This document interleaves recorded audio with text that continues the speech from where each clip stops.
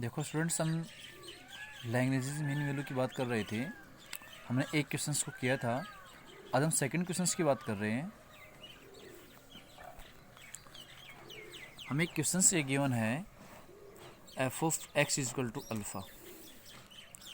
जो हमें अल्फ़ा दिया है कांस्टेंट है, और जो इंटरवल दिया है वो ए टू बी दिया है।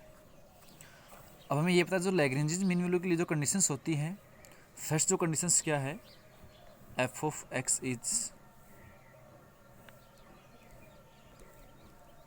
Constant function, so it is continuous A to B. अगर फंक्शंस कांस्टेंट फंक्शंस होगा तो वो फंक्शंस कैसा हो, कंटिन्यूस फंक्शंस हो। किसके अंदर? Close interval A to B के अंदर। जो पहली कंडीशंस थी कंटिन्यूटी की, वो मेरे यहाँ पे सेटिस्फाई हो रही है। सेकंड जो कंडीशंस है हमारी क्या है, एफ डैश एक्स, आपने किसी कांस्टेंट फंक्शंस का डेरिवेटिव किया तो आता है जीरो, विच एग्जिस्ट। इसलिए हम कहेंगे F of X is derivable किसके अंदर? Open interval A to B के अंदर। दोनों कंडीशन सेटिस्फाई हो गई। यहाँ पे कंटिन्यूस की सेटिस्फाई हो गई, और सेकंड जो डेरिवेबल की थी वो भी हो गई। और जब दोनों कंडीशंस सेटिस्फाई हो रही हो तो हम कहेंगे यहाँ से both the conditions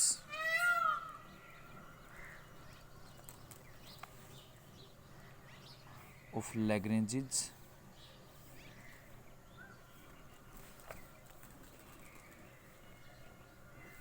mean value theorem are satisfied.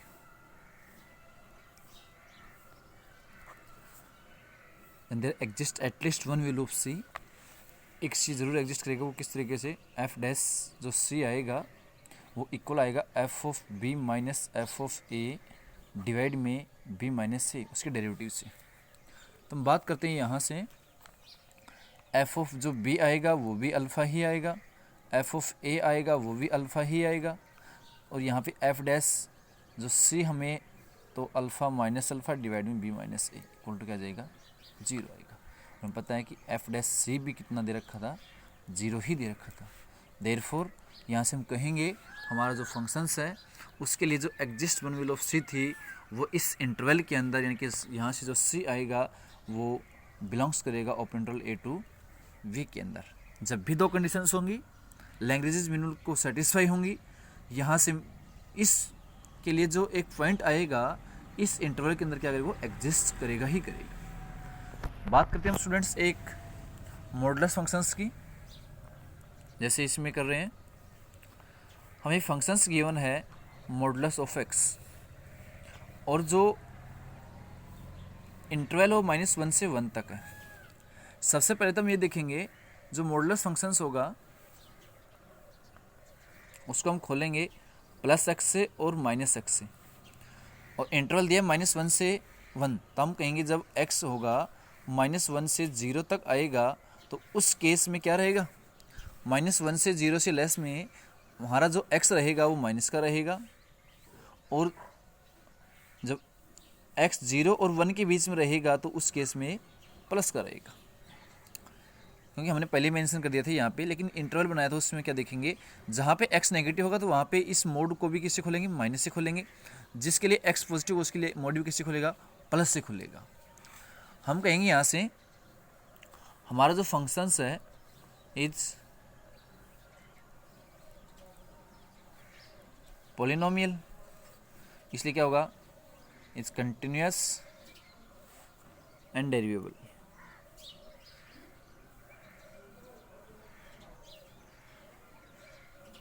Everywhere. लेकिन हम इसको चेक करेंगे, यहाँ पे जो जीरो था ना, इस जीरो पे हमने इक्वलिटी का साइन नहीं लगाया है, और इस जीरो के इक्वलिटी के साइन के लिए हम चेक करेंगे क्या ये जो जीरो है -1 से 1 के बीच में, यहाँ पे इस जीरो के लिए क्या एग्जिस्ट कर रहा है, कौन सी वैल्यू एग्जिस्ट करेगी। क्योंकि ये फंक्शंस आएगा, ये फंक्शंस आएगा, कैसा होगा, हम उसके लिए लेफ्ट राइट लिमिट निकालेंगे, उसका डेरिवेबल चेक करेंगे। किसके लिए, now we check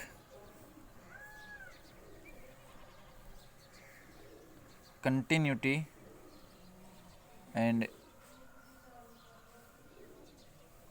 differentiability at x equal to 0। हम इस मॉडुलस फंक्शंस का जो पहले हमने इसको साइन से खोला प्लस और माइनस से, वो उसके इंटरवल के हिसाब से खोल लिया। अब हम देखेंगे ये कि हमारा जो फंक्शंस है ना वो उसके इंटरवल के लिए प्लस का आता है या माइनस का आता है। तो उस वैल्यू के हिसाब से प्लस से खुलेगा, उस हिसाब से माइनस से खुल जाएगा। अब हमारा जो फंक्शन था कैसा था, पोलिनोमियल फंक्शंस था, और यहाँ पे इसलिए फंक्शंस कैसा होगा, कंटिन्यूस भी होगा और डेरिवेबल भी होगा। लेकिन हम चेक करेंगे यहाँ पे जब पॉइंट यहाँ पे इक्वल का साइन नहीं आ रहा है 0 के लिए, इसके बीच में जिस एग्जिस्टेंस वो पॉइंट आ रहा है उसके लिए, तो हम देखेंगे क्या x इक्वल टू 0 के लिए डिफरेंशिएबल है, कंटिन्यूस है। उसके लिए चेक करेंगे तो फंक्शन कैसा हो जाएगा, डिफरेंशियल कंटिन्यूस हो जाएगा। तो हम चेक करते हैं उसके लिए।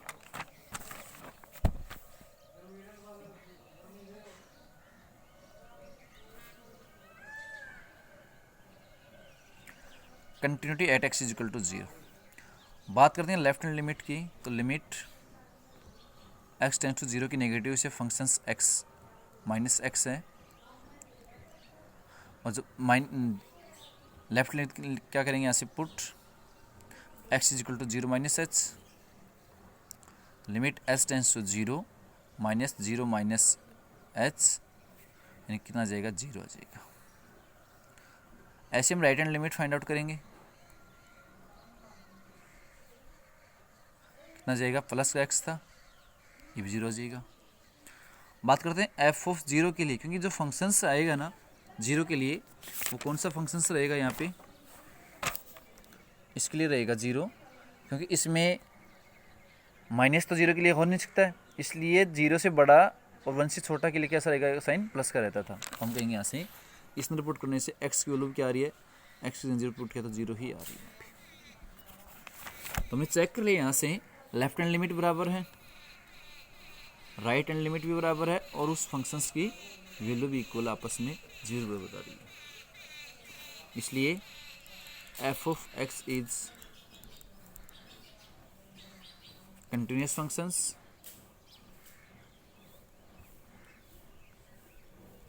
और -1 से 1 के लिए। सेकंड हम चेक करते हैं इसके डेरिवेबल की बात।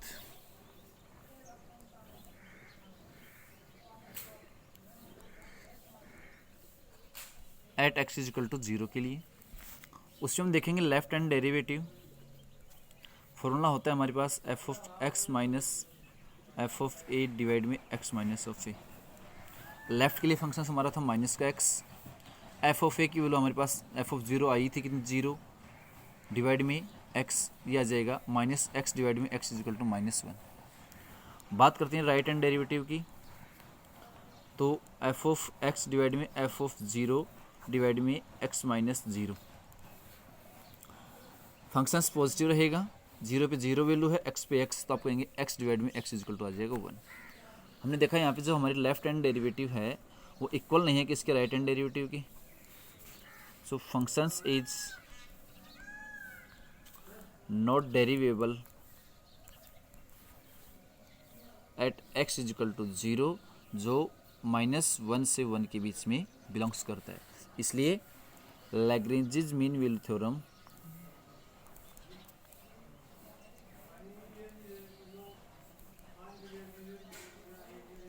Is not applicable.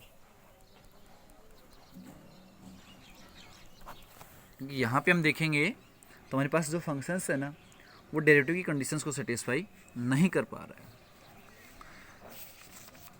थर्ड जो क्वेश्चन हम बात करते हैं सेम इसी तरीके से हमें लैग्रेंज मीन थ्योरम का यूज़ करना है, उसका भी हम एक पार्ट डिस्कस करते हैं।